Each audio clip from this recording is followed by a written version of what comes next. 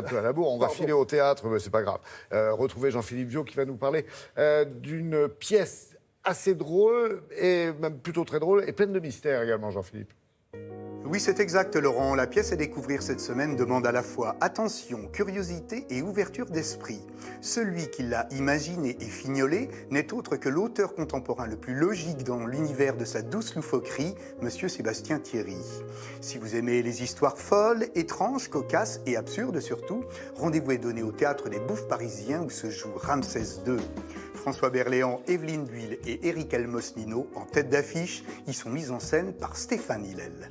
Si tu te places au centre d'un des côtés de la pyramide de Khéops et que tu lèves les yeux vers le sommet, tu vois alors apparaître comme une route qui mène droit au ciel.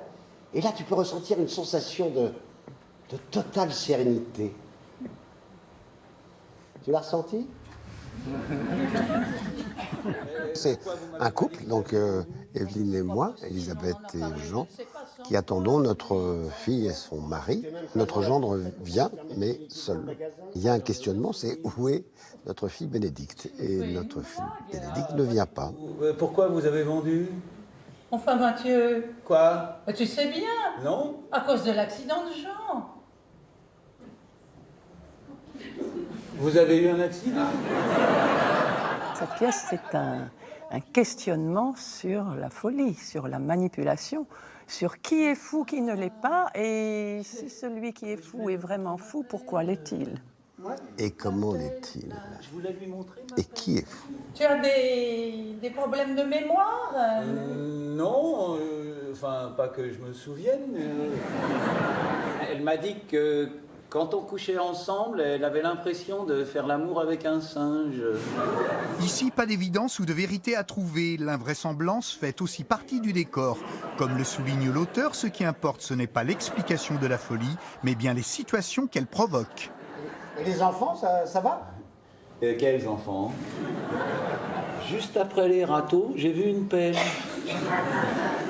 Le personnage d'Eric est quelqu'un qui ne donne aucune clé, mais qui nous plonge dans des abîmes de perplexité. Oui, c'est-à-dire, est-ce que ce personnage est vraiment ce qu'il donne à voir ? Alors, pour clarifier les choses, je tiens à dire que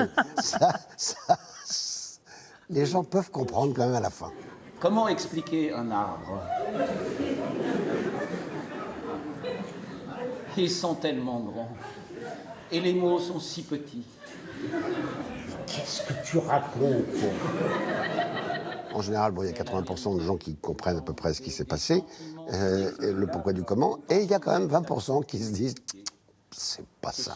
C'est une comédie et en même temps, un thriller. On va vers le thriller et l'angoisse, quoi. Et puis, la seconde d'après, ils éclatent de rire. Ouais. C'est ça qui est très fort. Et voilà. Vous avez fait la route ensemble ? Ah oui, rassurez-vous, on est partis ensemble. Mathieu, qu'est-ce qui s'est passé sur la route ? Ah, en fait, faudrait plutôt revenir à l'origine. Arrête quelqu'un !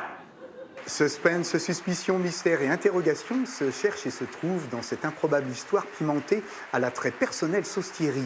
Là encore, il façonne des situations apparemment banales pour en extirper et en faire dériver des conséquences tout à fait ubuesques. Les protagonistes, en revanche, sont eux totalement à fond dans leur raisonnement, d'où l'imperturbable crédibilité et la drôlerie qui en découlent. Voilà, bon spectacle à tous, belle journée et à très vite. Merci Jean-Philippe, excellent conseil apparemment. Ici sur le plateau, dans le studio, on a bien rigolé en voyant les extraits.